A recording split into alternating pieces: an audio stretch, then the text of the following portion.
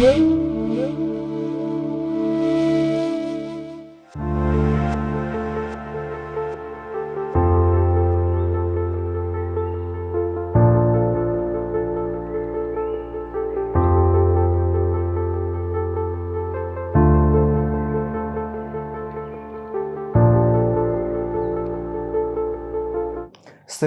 द्रव्य मयाद यज्ञात ज्ञान यज्ञ परंतप सर्वम कर्माखिलम पार्थ ज्ञाने परिसमाप्यते। तो यज्ञ का अर्थ हमने कई बार पिछले भी चर्चा किया था। यज्ञ का सामान्य रूप, सामान्य तरीके से यज्ञ लोग समझते हैं कि एक यज्ञ कुंड होगा, पुजारी होगा, हवन सामग्री होगा, मंत्र होगा।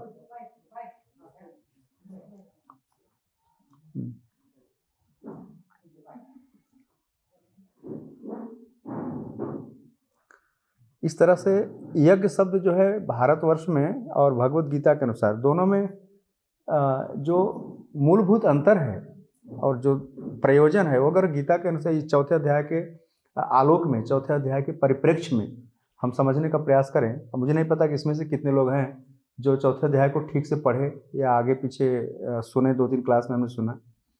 गीता के इस अध्याय में भगवान 13 प्रकार के यज्ञों का वर्णन किए हैं, 24 से लेकर 29 तक। कितने प्रकार के? 13। द्रव्य यज्ञ, स्वाध्याय यज्ञ, ज्ञान यज्ञ, तपो यज्ञ, क्रिया यज्ञ, इस तरह से बहुत सारे यज्ञों का नाम दिया है। लेकिन आज भगवान कह रहे हैं कि जितने प्रकार के द्रव्य यज्ञ हैं उनसे ज्ञान यज्ञ श्रेष्ठ है। अब आप प्रश्न पूछ सकते हैं कि द्रव्य क्या होता है? द्रव्य का मतलब बेसिकली वस्तु होता है या धन संपत्ति। जैसे हम यज्ञ कुंड बनाते हैं, उसमें घी आहुति डालते हैं, मंत्रों का उच्चारण करते हैं, यज्ञ कुंड होता है, वह द्रव्य यज्ञ है। और लेकिन आज 33वें श्लोक में भगवान 24 की हर श्लोक में बात की है कि सारे यज्ञ, जो यज्ञ करता है, जो यज्ञ करने वाला है, वो शास्त्र के विधि के अनुसार, विधान के अनुसार अगर नियम का करता है तो सबका रिजल्ट एक ही होता है। क्या है रिजल्ट? कृष्ण की प्राप्ति, कृष्ण के चरण कमलों में प्रेम। यह सारे यज्ञ का फल है। लेकिन आज भगवान क्यों ऐसा कह रहे हैं? इतना सारा बताने के बाद कह रहे हैं कि नहीं, श्रेयान, श्रेयस्कर है। श्रेयस्कर मतलब समझते हैं ना, सुपीरियर है, श्रेष्ठ है। क्या श्रेष्ठ है? श्रेयान द्रव्य यज्ञात ज्ञान यज्ञ परंतप। हाँ, द्रव्य यज्ञ से ज्ञान यज्ञ श्रेष्ठ है। अब आप प्रश्न उठा सकते हैं कि ये द्रव्य यज्ञ क्या हुआ और ज्ञान यज्ञ क्या हुआ? अगर ज्ञान यज्ञ को हम कल्पना करें कि भाई ज्ञान से, ज्ञान वाला यज्ञ कैसा होता है, इसमें कुंड कैसे होते हैं, इसमें हवन सामग्री कैसी होती है, और इसमें अग्नि कौन सी होती है? ज्ञान यज्ञ में भाई उसमें तो अग्नि, चलो अग्नि है, मटेरियल है, हवन सामग्री है, कुंड भी है। लेकिन भगवान कह रहे हैं कि द्रव्य यज्ञ से ज्ञान यज्ञ श्रेष्ठ है। श्रेयान मतलब श्रेष्ठ है, सुपीरियर है। हालांकि दोनों कल्याणकारी हैं, दोनों से कल्याण होता है। लेकिन अलग अलग यज्ञ को करने के लिए भगवान ने, अर्जुन सुन रहे थे खाली, अर्जुन कोई प्रश्न नहीं पूछा कि भाई आप बताइए, इतने प्रकार के यज्ञ बता दिया, इसमें से कौन सा वाला बेटर है, कौन सा सही है? भगवान अंतर्यामी है, अर्जुन के मन की बात को समझ गए, की बात समझ रहे हैं। ऐसा नहीं कि एक प्रश्न पूछा फिर दूसरा उत्तर दिया, फिर पूछा फिर उत्तर दिया, ऐसा नहीं है। अर्जुन ने कुल मिलाकर पूरी गीता में शायद 46 या 47 क्वेश्चन ही पूछे हैं, लेकिन भगवान ने 700 श्लोक बोले हैं ऑलमोस्ट। तो ऐसा नहीं कि एक ऐसा उत्तर दिया, नहीं, एक प्रश्न पूछ लिया है तो भगवान ने 10-20 श्लोक बोल दिया है ऐसे। और कई बार तो अर्जुन के भाव को समझ करके बोल देते थे। अर्जुन सुनते रहते थे, मुंडी हिलाते थे, जो भी होता था। जैसे सुखदेव गोस्वामी बोल रहे थे, परीक्षित महाराज सुन रहे थे, तो कई बार उनके मन के भाव को समझ कर भी कंटिन्यू रखते थे बोलना। तो इतने सारे यज्ञों का वर्णन करने के बाद आज भगवान इस 33वें श्लोक में कह रहे हैं कि हे परंतप। परंतप का मतलब समझ लेते हैं क्या है। परम का मतलब होता है, यहाँ प्रभुपाद जी लिखते हैं कि शत्रुओं को दंडित करने वाला। वैसे अर्जुन जो थे बड़े तपस्वी थे। परम का मतलब होता है सुपीरियर, सुप्रीम, और तप का मतलब है तपस्या। अर्जुन जो थे बहुत सुपीरियर क्वालिटी की तपस्या करते थे। सुपीरियर क्वालिटी समझते हैं ना, तपस्याओं में भी क्वालिटी होती है। अर्जुन तपस्वी थे, हाई लेवल की। तो जो अर्जुन की तपस्या है उसको देख करके उनका नाम भगवान ने क्या रख दिया? परंतप, कहते हैं ना गुण के अनुसार नाम रखा जाता है। तो भगवान कह रहे हैं कि हे परंतप, हे सर्वोच्च तपस्वी, आप तपस्या तो कर रहे हैं और दुनिया में बहुत सारे लोग मुझे प्राप्त करने के लिए या अपने जीवन को सफल बनाने के लिए तपस्या करते हैं। हमने जितने भी प्रकार के यज्ञ बताए हैं उन सभी प्रकार के यज्ञों में ज्ञान यज्ञ श्रेष्ठ है। अब सीधी सी बात है कि ज्ञान यज्ञ में कुंड कहाँ होता है? तो ऐसा बताया गया शास्त्रों में, ज्ञान यज्ञ में हमारे कान ही कुंड होते हैं, 2 कुंड होते हैं, ऐसा बताया गया शास्त्र में। बनाने की जरूरत नहीं, ऑलरेडी बने हुए हैं कुंड, मिस्त्री बुलाने की जरूरत नहीं। हाँ, ज्ञान यज्ञ में कान ही कुंड होते हैं। और इसमें हवन सामग्री कौन डालता है या कौन सी टाइप की सामग्री होती है, जैसे घी है या और भी प्रकार के कोई लकड़ी है या क्या समिधा होती है। तो ज्ञान यज्ञ में सामग्री कौन सी होती है, क्या होती है? ज्ञान यज्ञ में सामग्री वह होती है जो वक्ता बोलता है उसका संदेश ही वह सामग्री है, मटेरियल है। बोलने वाले का जो संदेश है, लेकिन उसमें शुद्धता कैसे, सामग्री शुद्ध होनी चाहिए, गाय का ही घी होना चाहिए, प्योर होना चाहिए। उसी तरह से बोलने वाले के प्रति भी, बोलने वाले को भी उतना शुद्ध बोलना चाहिए और परंपरा के अनुसार बोलना चाहिए। शास्त्र में जो लिखा है वही बोलना चाहिए, ऐसा नहीं अपने मन से बोले, परंपरा के अनुसार बोलना चाहिए। एक बात, वो सामग्री शुद्ध मानी जाती है। दूसरा बोले कि अग्नि कहाँ है इसमें, क्योंकि अगर मान लीजिए कि अगर कुंड भी है और सामग्री भी है लेकिन अग्नि नहीं है तो क्या यज्ञ सफल होगा? नहीं होगा। तब इसमें अग्नि कहाँ है? ज्ञान यज्ञ को भगवान कह रहे हैं ज्ञान यज्ञ श्रेष्ठ है और हमको ज्ञान यज्ञ का आचरण करना भी चाहिए। अर्जुन भी कर रहे हैं ज्ञान यज्ञ का आचरण, क्योंकि भगवान बोल रहे हैं वक्ता के रूप में और अर्जुन सुन रहे हैं। और ऐसे हम बहुत सारे उदाहरण देखेंगे कि जहाँ पर, अब सोचिए कि भगवान स्वयं ही लास्ट में सारी यज्ञ को बोलने के बाद लास्ट में कह रहे हैं कि ज्ञान यज्ञ श्रेष्ठ श्रेयान द्रव्यमयाद। द्रव्यमय यज्ञ से, जो द्रव्यमय यज्ञ किए जाते हैं, अभी हम कंपेयर बताएंगे आपको कि भगवान ऐसा क्यों कर रहे हैं। द्रव्य वाला यज्ञ और ज्ञान यज्ञ दोनों में ज्ञान यज्ञ को ही श्रेष्ठ क्यों बता रहे हैं? श्रेयान द्रव्यमयाद यज्ञाद ज्ञान यज्ञ है परंतु। तो द्रव्यमय यज्ञ, अच्छा अग्नि की बात कर रहे थे हम। ज्ञान यज्ञ में अग्नि कौन सी है? हाँ, नहीं, बुद्धि नहीं है। इसमें शास्त्र में बताया गया है जो हमारे मन की एकाग्रता है वही अग्नि है।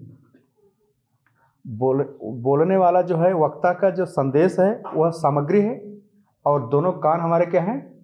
कुंड हैं। और हमारे मन की एकाग्रता क्या है? वो अग्नि है। अगर मन एकाग्र नहीं है, श्रोता का मन एकाग्र नहीं है तो अग्नि प्रज्वलित नहीं होगी, वह ज्ञान यज्ञ सफल नहीं होगा। इसलिए कठिन क्लास में सोना नहीं चाहिए। समझ रहे मेरी बात?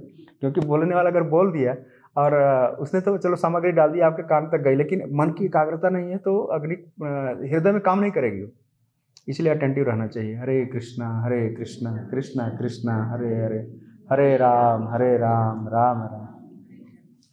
तो इतना तो हमने समझ लिया कि ज्ञान यज्ञ में ये सब चीज़ें होती हैं। और श्रेयात का अर्थ बताया कि कल्याण की प्राप्ति कराने वाला है। और ज्ञान यज्ञ को भगवान क्यों खुद से ही रिकमेंड कर रहे हैं कि भाई ये ज़्यादा बेटर है? इसलिए बेटर है क्योंकि करने की दृष्टि से, संपन्न करने की दृष्टि से द्रव्यमय यज्ञ से ज्ञान यज्ञ सुविधाजनक है। अगर एक कॉमन आदमी, एक सामान्य व्यक्ति द्रव्य यज्ञ हर कोई नहीं कर सकता, क्योंकि उसके लिए ब्राह्मण बुलाना पड़ेगा, मटेरियल जुटाना पड़ेगा, यज्ञ कुंड बनाना पड़ेगा, पवित्र स्थान देखना पड़ेगा, बैठना पड़ेगा, तब जाके होगा। आजकल तो घी ही इतना महंगा है तो उसमें कौन 1 किलो घी डाले, वो भी गाय का शुद्ध घी है कि नहीं? हवन सामग्री शुद्ध होनी चाहिए और सामने वाला जो पंडित जी है वो भी शुद्ध होने चाहिए, वो गुटखा होना चाहिए। आप समझ रहे हैं मेरी? तो द्रव्यमय यज्ञ से भगवान कह रहे हैं कि श्रेयान श्रेयस्कर है, कल्याण की प्राप्ति कराने वाला है। द्रव्यमय यज्ञ से ज्ञान यज्ञ श्रेष्ठकर है। अब द्रव्यमय यज्ञ की बात हमने आपको बता ही दी है, 1-2 एग्जाम्पल देख लेते हैं फिर आगे बढ़ते हैं। द्रव्यमय यज्ञ को शास्त्रों में खूब किया गया है और बड़े बड़े लोगों ने किया है। आज भी लोग करते ही हैं कभी कभी अपने सामर्थ्य के अनुसार, अपनी योग्यता के अनुसार, पर वो बहुत हाईली रिकमेंडेड नहीं है। भगवान कृष्ण की प्राप्ति के लिए, जैसे कई बार इसमें आप सुन रहे हैं कि जो यज्ञ करता है उसकी जब चेतना थोड़ी डिफरेंस होती है ना, तो यज्ञ का रूप भी बदल जाता है। जैसे रावण ने भी यज्ञ किया था, हमने पिछली बार चर्चा किया था आपको। जब राम रावण का युद्ध हो रहा था तो रावण भी यज्ञ करा रहा था, लेकिन उसका उद्देश्य क्या था पता है? वो राम की सेना को ही खत्म करना था। तो कई बार यज्ञकर्ता की जो चेतना होती है तो यज्ञ का रूप भी बदल जाता है, लेकिन यज्ञकर्ता का असली उद्देश्य यहाँ पे बताया गया है कि जिसका अंत ज्ञान में हो। प्रभुपाद जी लिख रहे हैं कि चेतना भेद के अनुसार कभी कभी कर्मकांड कहलाते हैं, तो हमें कर्मकांडी नहीं बनना चाहिए, और कभी ज्ञान कांड हो जाता है। यज्ञ वही श्रेष्ठ है जिसका अंत ज्ञान में हो। तो ज्ञान को क्या करेंगे भाई? ज्ञान ज्ञान किस चीज़ के बारे में, कौन से ज्ञान की बात कर रहे हैं भगवान? तो एक एग्जाम्पल ऐसा मिलता है, एक ग्रंथ है गर्ग संहिता करके। गर्ग संहिता में एक राजा थे मरुत, हिमालय के उत्तर में उनका राज्य था, और उन्होंने एक राजसूय यज्ञ किया था। नाम सुना है आपने राजसूय यज्ञ? युधिष्ठिर महाराज ने किया था राजसूय यज्ञ, जब महाभारत युद्ध समाप्त हो गया था।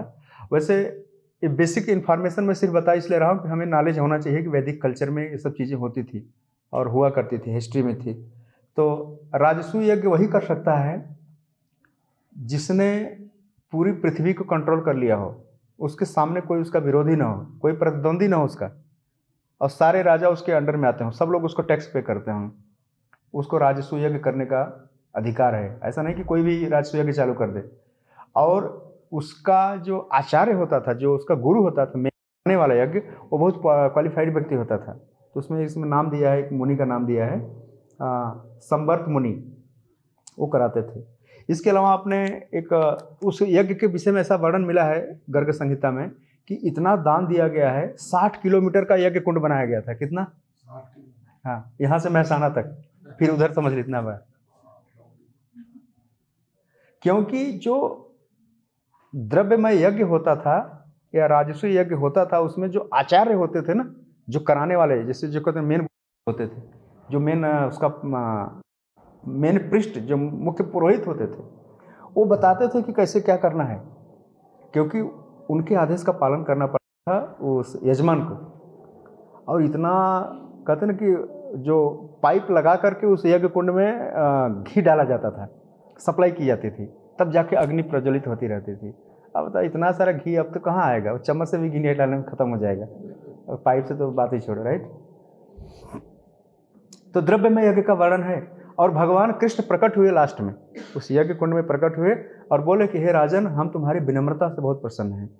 तो यज्ञ करने के पीछे जो हमारी भावना है, जो हमारी चेतना है, वो इम्पॉर्टेंट है। हम भगवान को प्रसन्न करना चाहते हैं या दिखाना चाहते हैं दुनिया को, देखो हमने इतना बड़ा यज्ञ किया। कई बार लोग दिखाने के लिए भी यज्ञ करते हैं ना, आएगा 17वें अध्याय में, इसमें लिखा है, हम कोट करेंगे। कई बार लोग कुछ पाने के लिए भी यज्ञ करना चाहते हैं, कुछ उनकी भौतिक इच्छाएं होती हैं।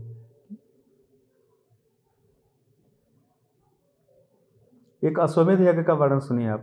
अश्वमेध यज्ञ में एक घोड़ा होता था, अश्व मतलब घोड़ा। वो राजा जो होता है घोड़े को छोड़ता था, उसके गले में एक मैसेज लिखा रहता था कि जो कोई राजा इस घोड़े को पकड़ेगा, चुनौती देगा, उसको युद्ध करना पड़ेगा। तो युधिष्ठिर महाराज ने एक घोड़ा छोड़ा था। भगवान राम ने अश्वमेध कराया अयोध्या में, घोड़ा छोड़ा था पूरे पृथ्वी पर, और घोड़ा ऐसे पूरे पृथ्वी पर घूमता था, और जहाँ जहाँ घोड़ा रुकता था वहाँ वहाँ यज्ञ होता था। तो बड़ी लेंदी प्रोसेस था, बहुत लंबी प्रक्रिया थी, और बड़ा खर्चीला था। उस समय मटेरियल अवेलेबल था, टैक्स से आ जाता था। आज गवर्नमेंट के पास भी मेरे घी नहीं हो, तो लेंगे भी तो उनको भी पैसा, उनको हायर करना पड़ेगा ब्राह्मणों को। लेकिन कुछ गवर्नमेंट जो होती है इस तरह से कुछ बड़े यज्ञ करवाती है कहीं कहीं पे, और यज्ञों का विधान है शास्त्रों में, वेदों से आता है। युधिष्ठिर महाराज ने अश्वमेध यज्ञ किया था, और उसमें जो थे व्यासदेव जो थे मुख्य आचार्य थे, और उन्होंने युधिष्ठिर को आदेश दिया था कि ऐसे से करो। और ये ध्यान रखिएगा, यज्ञों में ऐसा नहीं होता था सिर्फ मंत्र पढ़ा जाता था, घी डाला जाता था और आहुति डाली जाती थी, यजमान होता था, नहीं। जब हस्तिनापुर में अश्वमेध यज्ञ हो रहा था तो उसमें नारद जी पधारे थे। सुबह के मीटिंग में यज्ञ होता था और शाम के मीटिंग में कथा होती थी। ऐसा नहीं कि बस धुआं खा करके बस सीधा ड्रेस चेंज करके जाके खा के सो गए। सुबह यज्ञ करते थे और शाम को भगवान की कथाएं सुनते थे, विष्णु की महिमा सुनते थे। जैसे महाराज बलि भी यज्ञ कर रहे थे, राइट। वामनदेव प्रकट हुए थे ना उनके यज्ञ में, और उनके मुख्य कौन थे कराने वाले, जो मुख्य पुरोहित थे, मेन प्रीस्ट कौन थे? शुक्राचार्य। और भगवान विष्णु आ गए डायरेक्ट, अब आते हैं तो भगवान कहते हैं कि मैं 2 तरह से भोजन ग्रहण करता हूँ, एक यज्ञ कुंड में जो मंत्रों के द्वारा आहुति दी जाती है उससे, दूसरा ब्राह्मणों के मुख से। तो यज्ञ कुंड में ज़्यादा वेस्ट नहीं करना चाहिए, ब्राह्मणों को ही खिला देना चाहिए। ठीक है भाई, खाओ आप। भगवान ब्राह्मणों के मुख से खाते हैं, ऐसा लिखा गया है। श्रेयान द्रव्य मयाद यज्ञान ज्ञान यज्ञ परम तप। तो ज्ञान यज्ञ की व्याख्या, चलिए अब हमने द्रव्य यज्ञ का एग्जाम्पल आपने देख लिया कि थोड़ा खर्चीला है और लंबा प्रोसेस है, हालांकि वो भी कल्याणकारी है, जो समर्थ लोग थे वो करते थे। पर आज की दृष्टि में, सुविधा की दृष्टि से अगर देखा जाए और सामान्य व्यक्ति की दृष्टि देखा जाए, तो हर व्यक्ति अभी तो उसका 1 BHK का घर है, 2 BHK, कहाँ यज्ञ कुंड बनाएगा और कहाँ पर रोज इतना मंत्र उच्चारण करेगा? वो फायर ब्रिगेड वाला उसको मना कर देगा, आग लग जाएगी, राइट। बिल्डिंग में आप हमेशा थोड़ा ज्ञान यज्ञ की बात करते हैं। ज्ञान यज्ञ में जैसे भगवत गीता है, इसमें भगवान कृष्ण बोल रहे हैं, अर्जुन सुन रहे हैं, तो यह एक ज्ञान यज्ञ है। अर्जुन के कान ही दोनों कुंड हैं और भगवान के मुख से निकली हुई वाणी वो सामग्री है, और अर्जुन के मन की जो एकाग्रता है वही जो है अग्नि है। इसलिए भगवान का ज्ञान यज्ञ श्रेष्ठ है। और किसने किया?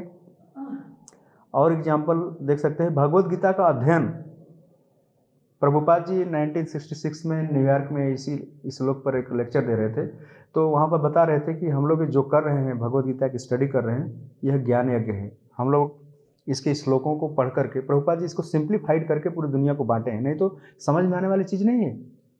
अपने से पढ़ करके समझाया जा रहा है तो नहीं समझ में आ रहा है, और अपने से कौन समझेगा? 10 बार नहीं 20 बार भी पढ़ डालो।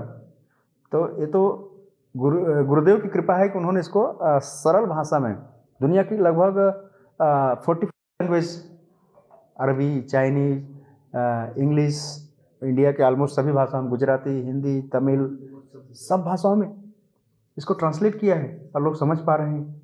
धीरे धीरे कृष्ण की बातों को समझ कर उस रास्ते पर चलने की कोशिश कर रहे हैं। तो एक एग्जाम्पल हम तो सीधा सीधा यही देख रहे हैं कि ज्ञान यज्ञ का किसके माध्यम से?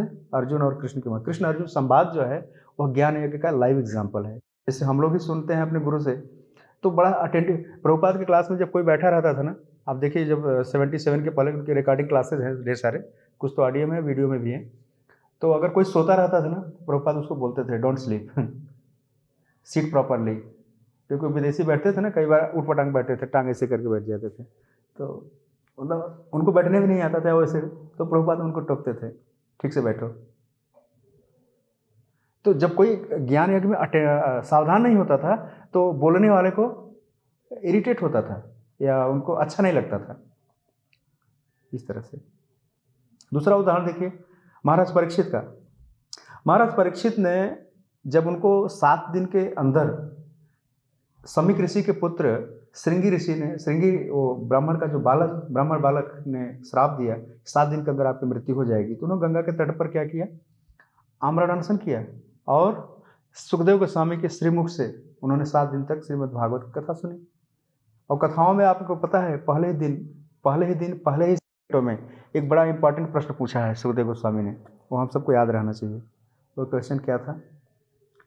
पहला कंटो का 19 चैप्टर है पूरा, उसमें 19 है, और 19वें अध्याय में शायद 19वां श्लोक है शायद फर्स्ट चैप्टर का। उसमें पूछ रहे हैं परीक्षित महाराज जो हैं वह एक चक्रवर्ती सम्राट हैं, और उसी युधिष्ठिर और उसी अर्जुन जो गीता सुन रहे हैं उन्हीं के ग्रैंडसन हैं, उनको रिप्रेजेंट कर रहे हैं, पूरे वर्ल्ड को रिप्रेजेंट, पूरी प्रजा को रिप्रेजेंट कर रहे हैं। और सामने जो बोलने वाला कौन है पता है? कोई छोटा मोटा वक्ता नहीं है, वो व्यासदेव का पुत्र है, वैराग्य शिरोमणि है, वैराग्य सुखदेव गोस्वामी। आप देखें फोटो में मंदिर, उनके 88,000 ऋषि बैठे हैं, सब अलग अलग इनवाइटेड हैं गंगा के तट पर, और ये सबको पता है कि 7 दिन के अंदर राजा की मृत्यु हो जाएगी, तक्षक आएगा, सब रसेगा। तो जो पूछने वाला प्रश्न है, प्रश्नकर्ता और उत्तर देने वाला, दोनों के बीच पहली बार मुलाकात हुई है। और मजे की बात देखिए, जाएगी ना पूरा 12वें स्कंद तक, 10वें स्कंद तक, अंत में क्या होगा पता है? दोनों फैमिली मेंबर निकलेंगे, परीक्षित और सुखदेव गोस्वामी, ये दोनों एक ही फैमिली से हैं, लेकिन अभी गुरु शिष्य के रूप में बैठे हैं, ऐसा है। और बिना ऐसे ही जब इन्होंने पूछा, परीक्षित महाराज ने पूछा था कि हे गुरुदेव, आप सभी भक्तों और संतों के गुरु हैं, यह जान गए कि आप सभी भक्तों और संतों के गुरु हैं, कृपा करके हमें वह चीज़ बताइए जो हर मनुष्य के चिंतन का विषय होना चाहिए, हर मनुष्य के सुनने का विषय होना चाहिए, हर मनुष्य के द्वारा ग्रहण करने का विषय होना चाहिए, वो चीज़ मुझे सुनाइए। और एक लास्ट वाला प्रश्न पूछ दिया। लास्ट में पूछ दिया कि ऐसे मनुष्य का कर्तव्य क्या है जो मृत्यु के निकट है, जो मरणासन्न है, क्योंकि मैं मृत्यु के निकट हूँ। उन्होंने ऐसा बता दिया कि मैं 7 दिन में मृत्यु के निकट रहूँगा, लेकिन ध्यान रखिए परीक्षित महाराज को तो पता है 7 दिन के अंदर मर जाएंगे, हमें किसी को नहीं पता है कि 7 मिनट के बाद या 7 घंटे के बाद क्या होगा। वास्तव में परीक्षित महाराज कह रहे हैं कि हर मनुष्य जो है, हर जीव मरणासन्न है, मतलब मृत्यु के निकट है। हमको यह मान कर चलना चाहिए कि एनी टाइम हमारी डेथ हो सकती है, तो डेथ के लिए तैयार होना यह हमारी जिम्मेदारी है। वास्तव में परीक्षित महाराज अपने आप को तैयार कर रहे हैं, सारे भौतिक आसक्ति, कामना पीछे छोड़ करके वे सिर्फ कृष्ण के चरण कमलों पर अपना ध्यान रखना चाहते हैं। और अंततोगत्वा 9 स्कंध जब बीता, आप ध्यान देंगे अगर इस भागवत पढ़ते होंगे, 9 स्कंध बीतते बीतते लास्ट में उन्होंने पूछ ही दिया कि भगवान कृष्ण के अवतार का प्रयोजन क्या है, पिता वसुदेव के यहाँ प्रकट हुए, ब्रज में क्यों चले गए, मामा कंस का वध क्यों किया, 16,108 पत्नियों से विवाह क्यों किया, और द्वारका में क्या क्या किया, और बलराम किया। तो एक लाइन में 6-7-8 पूछ दिया है और रुपये चुप हो गए। फिर सुखदेव गोस्वामी को पूरा 90 चैप्टर बोलना पड़ा। कितना? 90 अध्याय बोलना पड़ा। भगवान के कारा से लेकर के वाइंडिंग अप तक पूरा 90, पूरा बड़ा ग्रंथ बन गया, 10वां स्कंद।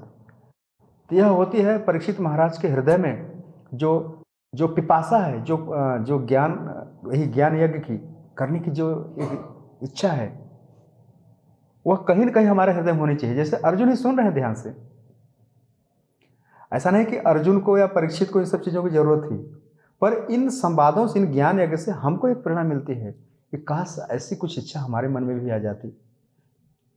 एक छोटा सा एग्जाम्पल बताता हूँ, ये परीक्षित महाराज का 8वें स्कंध में गजेंद्र मोक्ष की कथा है, समुद्र मंथन की कथा है, मोहिनी अवतार की कथा है, और बहुत सारी कथाएं हैं 8वें स्कंध में। एक जगह पर परीक्षित महाराज ने अपने गुरु को रोक दिया, ऐसे रोक करके पूछा है कि सुचिरम ताप तापितम, ऐसा कह दिया है। कहा कि मेरा हृदय जो है कई जन्म से सताया हुआ है, समझते सताया हुआ है, अंग्रेजी में बोलते हैं हैरास्ड बाय मटेरियल नेचर। ये परीक्षित महाराज के स्टेटमेंट है, कोई ऐसे फालतू बात वहाँ बैठ करके फालतू स्टेटबाजी नहीं कर रहे हैं, स्टेटमेंट बयानबाजी नहीं कर रहे हैं। वहाँ पे 88,000 ऋषि बैठे हैं, सामने इतना बड़ा वक्ता है, और टाइम पास करने के लिए नहीं बैठे हैं। सुचिरम का मतलब समझते हो क्या है? चिरम का अर्थ क्या होता है? आपने सुना चिरंजीवी भव, कोई आशीर्वाद देता है किस लिए? क्या चिरंजीवी का मतलब क्या होता है? लंबे समय तक जियो, दीर्घजीवी हो। लेकिन ये परीक्षित महाराज के वर्ड देखो, आप कह रहे हैं कि हे गुरुदेव, आज तक मेरा हृदय दुखों से जलता रहा है, मैं बहुत पीड़ित हुआ हूं। अब आप पूछेंगे परीक्षित महाराज को कौन सा कष्ट है? ऐसे राजा जिनके पास कोई अपोजिशन नहीं था, ऐसा व्यक्ति जो अपनी मां के गर्भ में ही पहला मंगल आरती का दर्शन किया था भगवान का, वही परीक्षित है ना, जिसको बचाने के लिए भगवान कृष्ण ब्रह्मास्त्र से बचाने के लिए उत्तरा के गर्भ में तक प्रवेश किए। और वही परीक्षित जिनके वंश में महारानी द्रौपदी, महारानी कुंती, महाराज युधिष्ठिर, अर्जुन, ये सब लोग हुए। और वो परीक्षित कह रहे हैं कि सुचिरम ताप तापितम, ताप मतलब कष्ट से मैं सताया हुआ हूँ। और आजकल हमारे जैसे 3rd क्लास के लोगों को लगता है कि नहीं हम तो आई एम वेरी ओके, हम हैप्पी हैं, हमें कोई कष्ट नहीं है, हमें कुछ जरूरत नहीं। फिर आगे कहते हैं कि जो आप कृष्ण अमृत की कथा सुना रहे हैं, इससे हमारे हृदय को थोड़ा शांति मिल रही है, सुकून मिल। Please continue. तो जब तक हमारे हृदय में भगवान कृष्ण की महिमा या उनकी ग्लोरी सुनने का एक डिजायर, अंग्रेजी में कहते हैं बर्निंग डिजायर, एक बड़ी उत्कट इच्छा नहीं प्रकट हो जाती ना, ध्यान रखिएगा कि हम अभी ज्ञान में नहीं हैं। जिस ज्ञान की यहाँ बात कर रहे हैं भगवान, अभी हमको ज्ञान नहीं हुआ है। और इसी 7वें अध्याय के 19वें श्लोक में भगवान ने बोल भी दिया है, खोलम बोल दिया एकदम, क्या पता है? बहुनाम जन्मनाम अंते ज्ञानवान मां प्रपद्यते वासुदेवम सर्वमिति सब महात्मा सुदुर्लभ। भगवान कह रहे हैं कि बहुनाम जन्मनाम अंते, कई सारे जन्मों के बाद जब किसी को ज्ञान होता है, पुण्य प्रकट होता है, तो क्या होता है पता है? बहुनाम जन्मनाम अंते ज्ञानवान मां प्रपद्यते, ज्ञानी व्यक्ति ही मेरी शरण में आता है। हर कोई भगवान के शरण में ले ले, ये कोई बच्चों का खेल नहीं है, मजाक नहीं है, लेकिन फैक्ट यही है। जिसको हम ज्ञान ज्ञान चिल्ला रहे हैं ना, भाई नॉलेज हो गया, नॉलेज हो गया, क्या नॉलेज हो गया? जब नॉलेज हो जाएगा ना, तो उस दिन संसार अच्छा नहीं लगेगा। एक हमारे वैष्णव कवि बोलते हैं कि संसार ना लगे भी भालो, बांग्ला में गाते हैं। उस दिन संसार अच्छा नहीं लगेगा, जिस दिन ज्ञान हो जाएगा। ये चैतन्य महाप्रभु भी कहते हैं। लेकिन हमको अभी तो सब कुछ अच्छा लगता है ना, तो ज्ञान कहाँ से हुआ?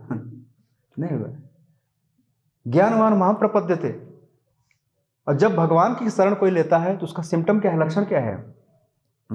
वासुदेवम सर्वमिति, वासुदेव ही सब कुछ है, सर्वमिति। और वही वासुदेव बोल रहा है, अपने ही बारे में बोल रहा है। जो कृष्ण बोल रहे हैं अर्जुन के रथ पे, खुद ही अपने बारे में बोल रहे हैं कि अर्जुन वासुदेवम सर्वमिति सब महात्मा सुदुर्लभ। ऐसा महात्मा दुर्लभ होता है, दुर्लभ नहीं सुदुर्लभ होता है, वेरी रेयर होता है। इसलिए कृष्ण भक्त जो होता है, कृष्ण भक्ति इतनी चीप नहीं है, इतनी सस्ती नहीं है, वो रेयर है। क्यों पता है? भगवान एक निष्ठ भक्ति की डिमांड कर रहे हैं, सिंगल डिमांड कर रहे हैं, बस माम एकम शरणम व्रज सर्वधर्मान परित्यज्य। ऐसी है कृष्ण की भक्ति। और ऐसा अंडरस्टैंडिंग आना, ऐसी चेतना होना, ऐसा ज्ञान उत्पन्न होना, यह कोई इतना आसान बात नहीं है।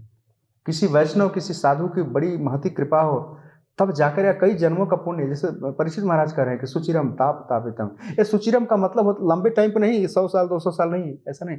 सुचिरम का मतलब होता है कई जन्मों से हम भगवान को भूले हुए हैं। अरे सत्य है, बिल्कुल फैक्ट है। हम कई जन्मों से भगवान को भूले हुए हैं, इसीलिए हम सताए हुए हैं। किसके द्वारा सताए हुए पता है? मेरा एक मित्र था न्यूजीलैंड का, और जब जयपुर में इसे आते थे तो बताते थे कि प्रभु just we are being harassed by the 3 modes of nature, 3 modes of material nature. तो उस टाइम में नहीं समझ पाता था क्या कह रहा है। तो बताता मतलब जो प्रकृति के गुण है ना, आप ध्यान दीजिएगा, तमोगुण और रजोगुण इस जीवात्मा को मार रहे हैं दिन रात, उसकी पिटाई कर रहे हैं, खूब पीट रहे हैं उसको, लेफ्ट राइट लेफ्ट राइट। जीवात्मा की दुर्गति है। और इसी जीवात्मा की दुर्गति को देख करके भगवान ने कहते ना कि कृष्ण कृपा, कृष्ण भूले गेला जीव। भगवान जीव जो है कृष्ण को भूला हुआ है, बिल्कुल फैक्ट है। और इसी भुलक्कड़ को याद दिलाने के लिए भगवान ने वेद पुराण किया, व्यासदेव को भेजा और इन भक्तों को भेजा। हम कहाँ पहुँचे थे? द्रव्य यज्ञ से ज्ञान यज्ञ श्रेष्ठ है, भगवद गीता। और भागवतम में ऐसा सौनक आदि ऋषि कहते हैं इसी भागवत को कि भगवान की महिमा सुनने से पुण्य श्रवण कीर्तनम, हमारा पुण्य बढ़ता है। कई बार लोग बोलते हैं ना कि दान पुण्य करो, दान पुण्य करो, राइट? पुण्य का अर्थ उनको ठीक से शायद ही नहीं पता। पुण्य का अर्थ मतलब होता है, सोचते हैं पायस एक्टिविटी, जस्ट नहीं। पुण्य का अर्थ होता है भगवान कृष्ण में अनुराग बढ़ना, भगवान कृष्ण में प्रीति बढ़ना। हमें से कौन ऐसा है जो एक दिन माला न जप करे या कुछ कथा न सुने और उसका हृदय मचल जाए या मन में कोई तड़प हो जाए कि अरे आज तो खो दिया कुछ, बस बहुत दिन हो गए। मतलब ऐसी तड़प, ऐसी भावना अगर है तो समझ जाना चाहिए कि थोड़ा थोड़ा ज्ञान हो रहा है। और बिना जप किए, बिना कुछ कथा सुने, बिना कुछ आगे बढ़े, दिन बीत रहा है, रात बीत रही है, अभी साल भी बीतने ही वाला है, सब कुछ बीतने वाला है, चल रहा है, सब कुछ ठीक है, हमको कोई फर्क नहीं पड़ता। ध्यान रखिएगा कि अभी भी हम उसी तरह डल ही हैं, हम कोई फर्क नहीं पड़ रहा है। हमारा हृदय, प्रभुपाद बोलता था, ये पत्थर की तरह है, स्टील की तरह है, कोई फर्क नहीं है। तो ज्ञान शब्द जो है यहाँ पर प्रभुपाद जी ने खूब लिखा है और हमने आपको थोड़ा सा बताया भी। एक लास्ट लाइन में आपको बता देते हैं कि ज्ञानम परिसमाप्यते, फिर हम समाप्त करते हैं क्योंकि ये समय भी होने वाला है। और एक एग्जाम्पल देखते हैं। ज्ञान का अर्थ है श्री कृष्ण की शरण लेना। अगर हम श्री कृष्ण की शरण में नहीं जा पाए तो समझ में आना चाहिए कि हमें ज्ञान नहीं हुआ है। प्रभुपाद जी बोलते थे, knowledge means to know about God. If you do not know about God then you don't have any knowledge, ऐसा बताते थे। और बोलते थे कि गॉड इज ग्रेट, भगवान महान है, तो भगवान के बारे में बोलना चाहिए, भगवान की ग्लोरी स्प्रेड होनी चाहिए। कई बार लोग बोलते हैं ना, हाँ जी हम भगवान को जानते हैं, लेकिन वो 10 लाइन में नहीं लिख सकते भगवान के बारे में, ठीक से नहीं लिख पाएंगे, लिखेंगे तो अपने उल्टा सीधा लिखेंगे। एक्चुअल जो फैक्ट, जो ऋषियों ने, जो मुनियों ने, जो आचार्यों ने भगवान को जिस तरह समझा है, जिस तरह ग्लोरीफाई किया है, आपको जानकर आश्चर्य होगा। भगवान द्वारका में जब थे तो वसुदेव जी और भगवान के नाना जी थे उग्रसेन महाराज। भगवान जब द्वारका में नारद जी एक बार आए, नारद जी जब आए तो नारद जी से पूछा, इन्होंने वसुदेव जी ने पूछा कि हे देवर्षि, मुझे मुक्ति का उपाय बताइए। नारद जी हंसने लगे, बोले कि जो व्यक्ति ऑलरेडी भगवान का पिता है, अब उसको कौन सी मुक्ति चाहिए? हाँ, अब क्या चाहिए? तो नारद जी मुस्कुराने लगे। आपको क्या लगता है वसुदेव जी मजाक कर रहे थे नारद से? नहीं नहीं नहीं, वसुदेव बहुत हाईली क्वालिफाइड है। देवकी के साथ उनका जो भगवान कृष्ण का प्रकट हुआ, लेकिन वसुदेव कह रहे हैं कि हमको मुक्ति का उपाय बताइए। और नारद जी संकोच में 3-4 चैप्टर बोल दिए हैं, पूरा 4 अध्याय बोल दिए हैं 11वें स्कंध में। तो बड़े आदमी जब किसी संत महात्मा से मिलते हैं ना तो क्वेश्चन पूछते हैं। पूरा भगवद गीता भागवतम पूरी क्वेश्चन परंपरा है। आगे लिखे है 34वां श्लोक यही है, तद विधि परिपाते परिप्रश्नेन सेवया। तो प्रभुपाद जी से लोग क्वेश्चन पूछते थे, रिपोर्टर पूछते थे, उनके शिष्य पूछते थे। तो पूछना है, वैदिक ज्ञान की एक परंपरा है। उपदेक्षन्ति ते ज्ञानम ज्ञानिनः तत्वदर्शिनः। तो तत्वदर्शी महात्माओं से सुनना ही ज्ञान यज्ञ है। अब आगे सुनते हैं। ध्रुव महाराज जब तपस्या कर रहे थे, 4थे स्कंद में आती है कथा। छोटे से थे ध्रुव महाराज, सौतेली माता के अपमान के कारण चले गए थे और देवर्षि नारद जैसे उनको गुरु मिल गए थे। 6 महीने के बाद भगवान प्रकट हुए और भगवान गरुड़ पे आए थे। भगवान का व्हीकल है गरुड़, और कभी कभी भगवान गरुड़ पर ही ज़्यादा चलते हैं। और कौन सा व्हीकल है उनके पास? गरुड़ ही है, एक और सुना था शास्त्र में। तो जब भगवान आए और ध्रुव जो थे ध्यान में थे, तो हृदय में जिस भगवान का ध्यान कर रहे थे ध्रुव, वो भगवान बाहर खड़े थे। भगवान कह रहे हैं कि इसका ध्यान टूटे तो मुझे देखे सही, मैं बाहर खड़ा हूँ, मुझे अंदर देख रहा है। आंख बंद करके खड़े थे। तो भगवान ने जानबूझकर अपना शंख उनके टच किया, तब उसकी आंख खुली तो बोला देखा रही तो भगवान खड़े हैं। जिसको अंदर देख रहा था तो बाहर खड़ा है।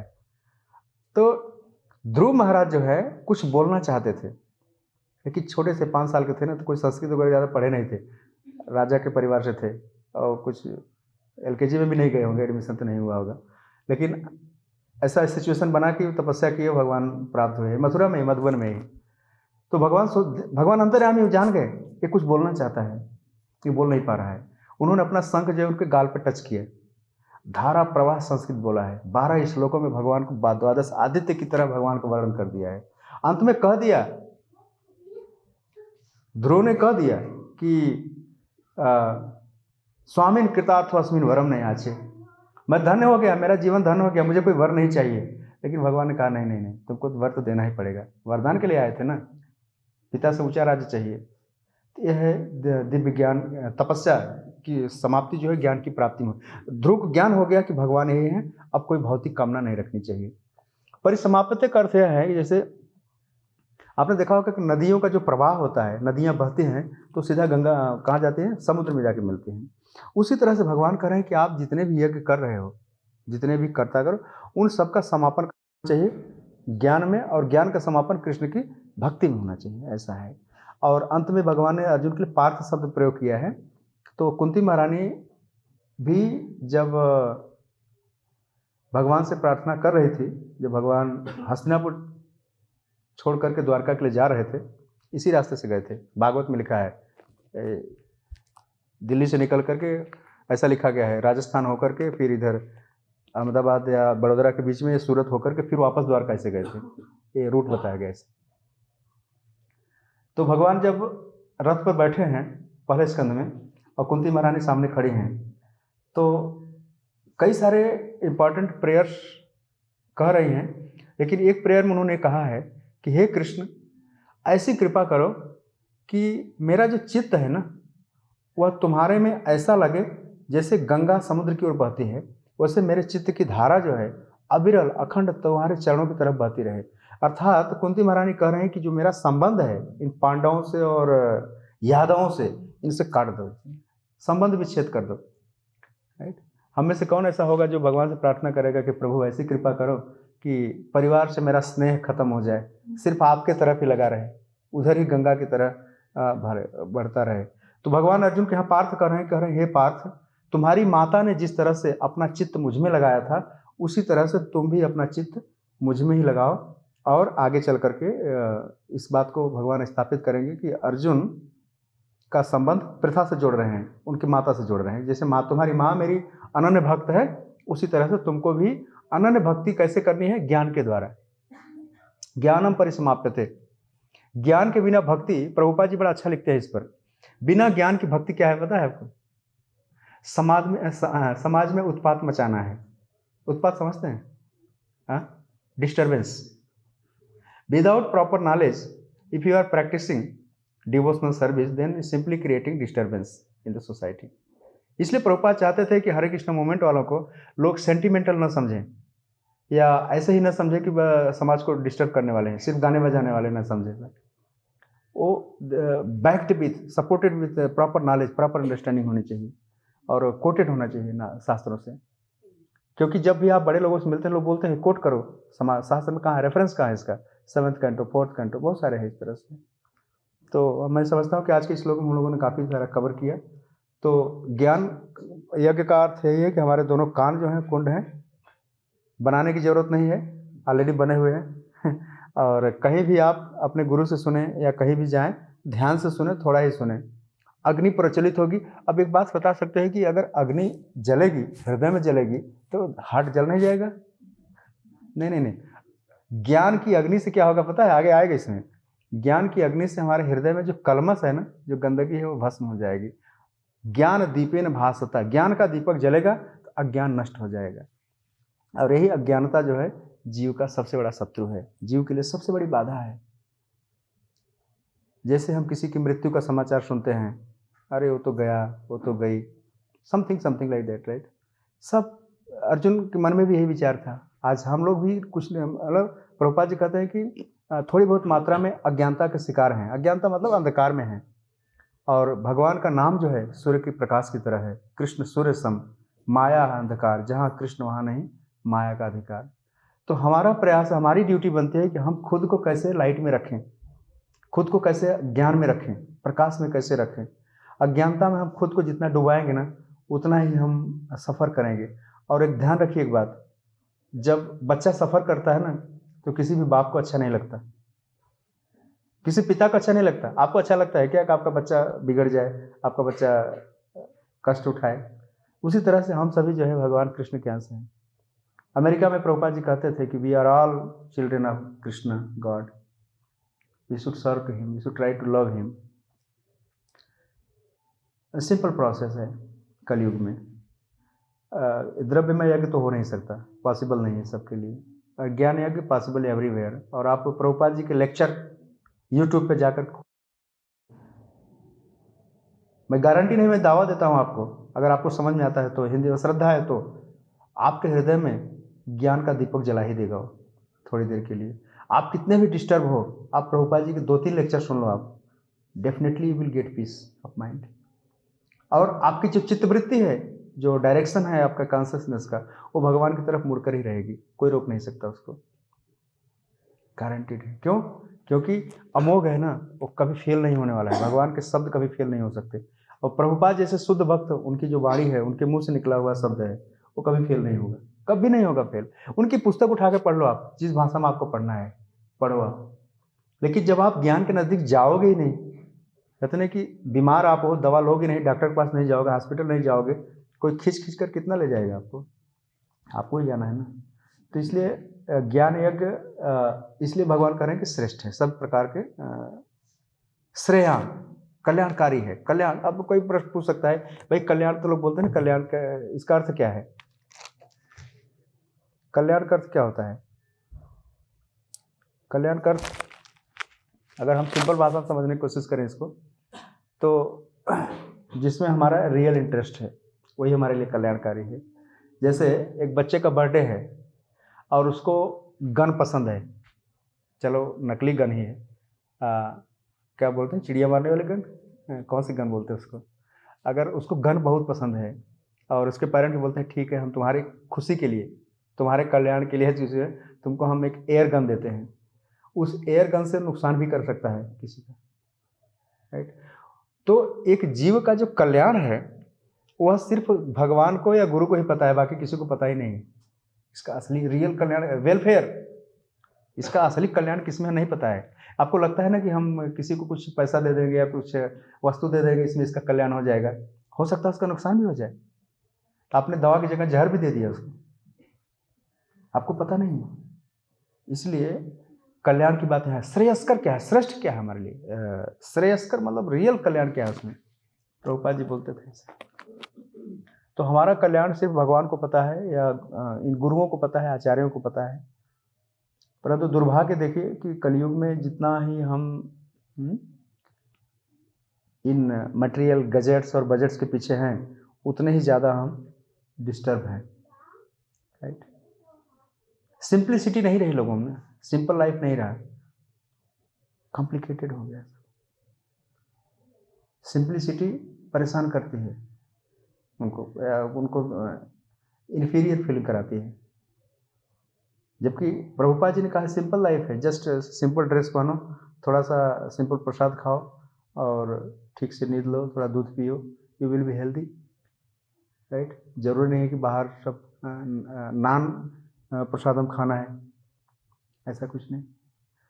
तो सिंपल लाइफ दिया है, सिंपल है बट सबलाइम है, डिवाइन है। कृष्ण भक्ति के टच में जो भी लोग आए उनका जीवन में बदलाव आया, वो एक परिवर्तन आया और उस परिवर्तन को हमको लाना चाहिए।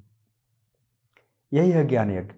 अदरवाइज परिवर्तन का मतलब एक्सटर्नल लोग समझ लेते हैं, या कुछ ये इंफ्रास्ट्रक्चर कर दिया, कुछ बाहरी बदलाव ला दिया, यहाँ वहाँ कर दिया, हाँ बदलाव आ गया, कुछ मेकअप कर लिया, नहीं, आंतरिक बदलाव आना जा रहा है। ज्ञान का मतलब, ज्ञान जो हृदय का मामला है, अंदर का मामला है, वो बाहर का मामला नहीं, दिखाने का मामला नहीं, अंदर से फीलिंग का मामला है। हम कितना उसको इंटरनलाइज कर पाते हैं, कितना सोच पाते हैं। और एक बात और दिया प्रभुपाद जी ने, साधुओं का संग दिया।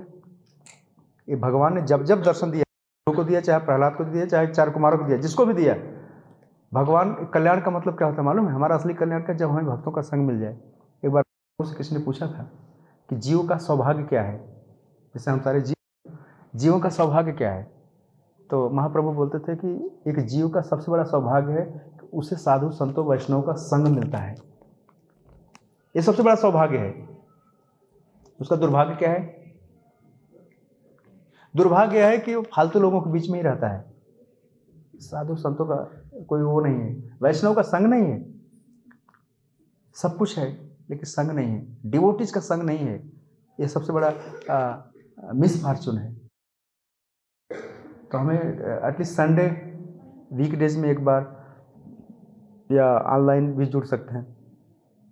डिवोटीज को देखने से ही हमारे कहते हैं ना वो कलमश अंधकार धीरे धीरे मिट जाते हैं, समाप्त हो जाते हैं और हम एक दिव्य जीवन की ओर बढ़ने लगते हैं।